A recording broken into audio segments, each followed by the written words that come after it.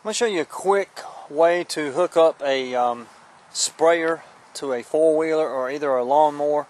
In this case, this is a an old Honda 250 4-tracks four-wheeler, and matter of fact, I rebuilt this whole four-wheeler and it's in really good shape. But anyway, I put the spray tank on the back of the rack. Had to purchase these tie-down straps, one for each side. They're about $10, 10 or 12, somewhere around in there. It wasn't much, and they're pretty good, nice, heavy-duty tie-down straps. They fasten in on each side of the rack to tie it down on each side. And the sprayer up here at the pump has got an electrical connection. I had this little switch right here, and all this switch does, it'll cut it on if you heard it just pump up. That's just a little inline. It's a switch, a little toggle switch. You can get them at any pretty much automotive hardware type store. And that I just put on one side of the line. I put it on the negative side of the line. You can put it on the positive or negative side. The only thing it does is just breaks and opens and closes the circuit so that you get electricity to your pump. The other thing that you're going to need two wire clips, two little battery post clips to tie on to the ends of your lines, and you'll have to run those to the battery on your four-wheeler or your lawnmower. You can ground your ground side to a grounded part of your four-wheeler or lawnmower if you prefer to do that. If you got a bolt or something, that is a good ground spot that you can tie it into. And the other part of it is securing your hose, getting your hose where you can carry it in a good carrying position.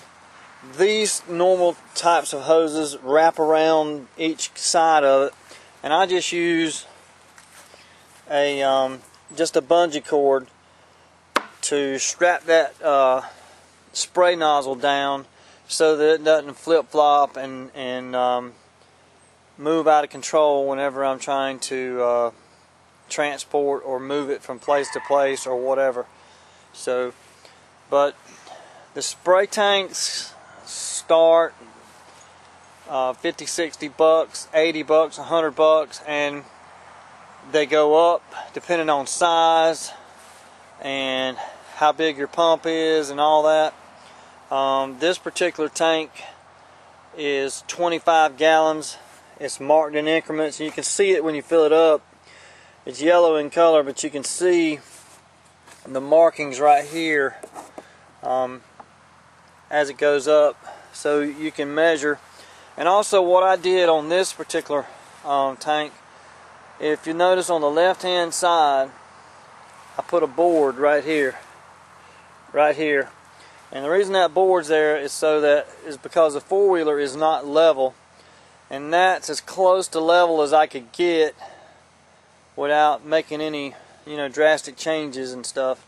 So it's pretty level. That way, when I fill this tank up, I know when I get to 23, 25 gallons, whatever I'm putting in here, that's what I've got. I've got 23, 24, whatever gallons in the tank, so I'm not guessing. I don't want to get my mixtures off. If I'm mixing up Roundup or whatever I'm mixing up, any type of herbicide or whatever, I want to make sure, number one, I'm not wasting chemical, and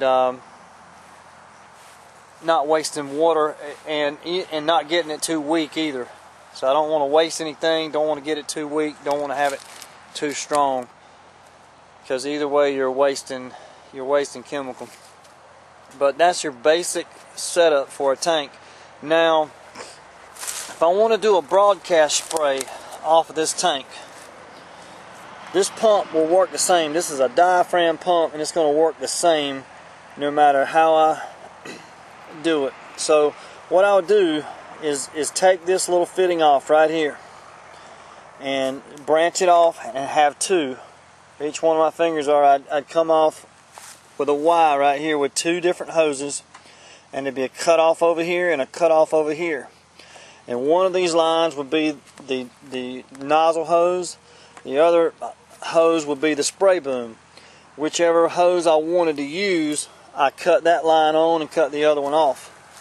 It's pretty simple to set up. And this pump here, it's got 1.4 gallons per minute written on it.